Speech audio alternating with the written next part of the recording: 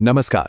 सोचिए जरा, अगर हमारे आसपास की चीजें मतलब हमारा फ्रिज, हमारी कार, ये सब आपस में बात कर पाती तो सुनने में अजीब लगता है ना।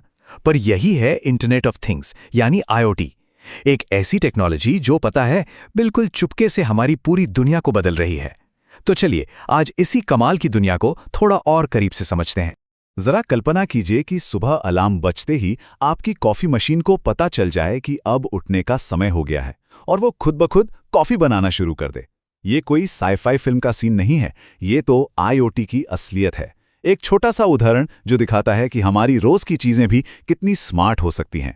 तो ये आईओटी आखिर है क्या चीज? देखिए, बहुत ही आसान भाषा में इसका मतलब है रोजमर्रा की चीजों को इंटरनेट से जोड़ देना। ये चीजें फिर एक दूसरे से जानकारी मतलब डेटा शेयर करती हैं ताकि हमारी जिंदगी और आसान हो सके।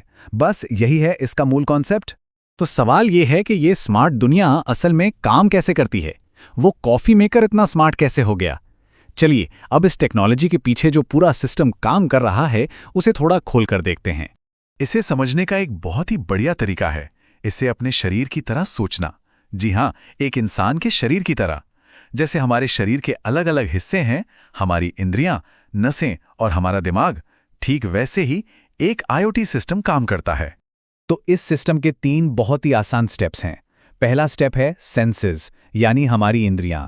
ये हैं सेंसर्स जो आसपास से जानकारी इकट्ठा करते हैं। दूसरा स्टेप है नर्वस सिस्टम यानी नसें। ये हैं नेटवर्क्स जो उस जानकारी को आगे भेजते हैं। और तीसरा और आखिरी स्टेप है ब्रेन यानी दिमाग। ये है क्लाउड जो सारी जानकारी को समझकर फैसला लेता है। तो चलिए पहले स्टेप यानी इंद्रियों की बात करते हैं।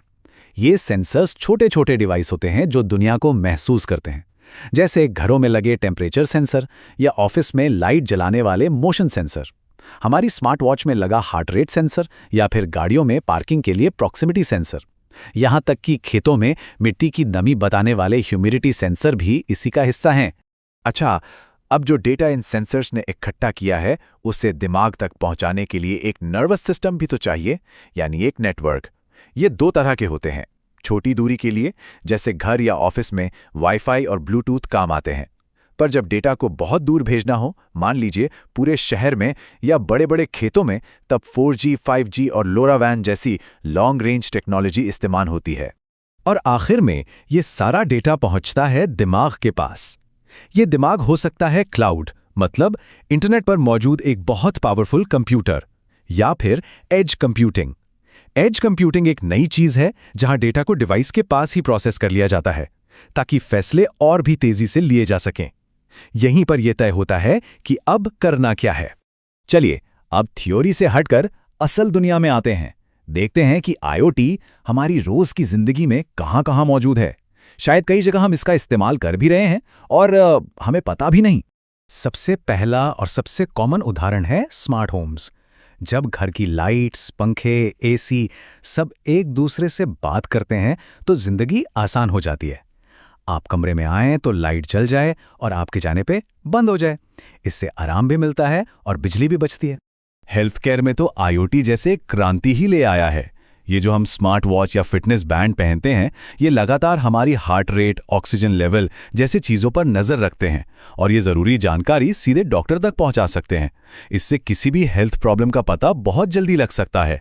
ये सुनकर शायद थोड़ी हैरानी हो, लेकिन खेतीबाड़ी में भी आईओटी का जबरदस्त इस्तेमाल हो रहा है। खेतों में लगे सेंसर मिट्टी की सेहत और पानी का लेवल चेक करते रहते हैं। इससे किसानों को पता चलता है कि कब और कितना पानी या खाद देना है। नतीजा, कम पानी, कम खाद और बेहतर फसल।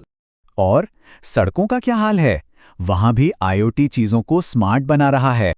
गाड़ियां एक दूसरे से ट्रैफिक की रियल टाइम जानकारी शेयर करती हैं, जिससे जाम से बचने में मदद मिलती है। स्मार्ट ट्रैफिक लाइट्स भीड़ के हिसाब से खुद को बदल लेती हैं, जिससे हमारा सफर तेज और ज्यादा सुरक्षित हो जाता है। ये सब सुनने में तो बहुत कमाल का लगता है ना? लेकिन कहते हैं ना, हर सिक्के के 2 पहलू होते हैं। तो इस हर वक्त की कनेक्टिविटी की कोई छिपी हुई कीमत भी है क्या? चलिए जरा इस पहलू पर भी नजर डालते हैं। देखिए, कोई भी टेक्नोलॉजी हो, उसके फायदों के साथ साथ कुछ चुनौतियां भी होती हैं। तो अब बात करते हैं उन जोखिमों की जो इस कनेक्टेड दुनिया के साथ आते हैं। तो वो कौन सी बड़ी चुनौतियां हैं? देखिए, सबसे पहला और सबसे बड़ा सवाल है डेटा सेफ्टी का। जो भी हमारी पर्सनल जानकारी है, क्या वो सच में सुरक्षित है? फिर बात आती है खर्चे की। ये डिवाइस और पूरा सिस्टम काफ़ी महंगे हो सकते हैं। और प्राइवेसी, मतलब हमारे हर काम, हर आदत पर नज़र रखी जा सकती है। इसके अलावा सोचिए, अगर एक डिवाइस ने काम करना बंद कर दिया तो पूरा सिस्टम ठप पड़ सकता है। और हाँ, ये सब कुछ तभी काम करेगा जब इंटरनेट कनेक्शन एकदम मजबूत हो। अब इन चुनौतियों का मतलब ये नहीं है कि IoT का कोई भविष्य नहीं है, बल्कि इसका भविष्य बहुत ही शानदार है। तो चलिए इस चर्चा के आखिरी हिस्से में देखते हैं कि ये टेक्नोलॉजी हमें आगे कहाँ ले जा रही है। भविष्य का जो सबसे बड़ा ट्रेंड दिख रहा है वो है AI, यानी आर्टिफिशियल इंटेलिजेंस वाले सेंसर्स। सोचिए, ये सेंसर्स सिर्फ डेटा इकट्ठा नहीं करेंगे, बल्कि उस डेटा से सीखेंगे।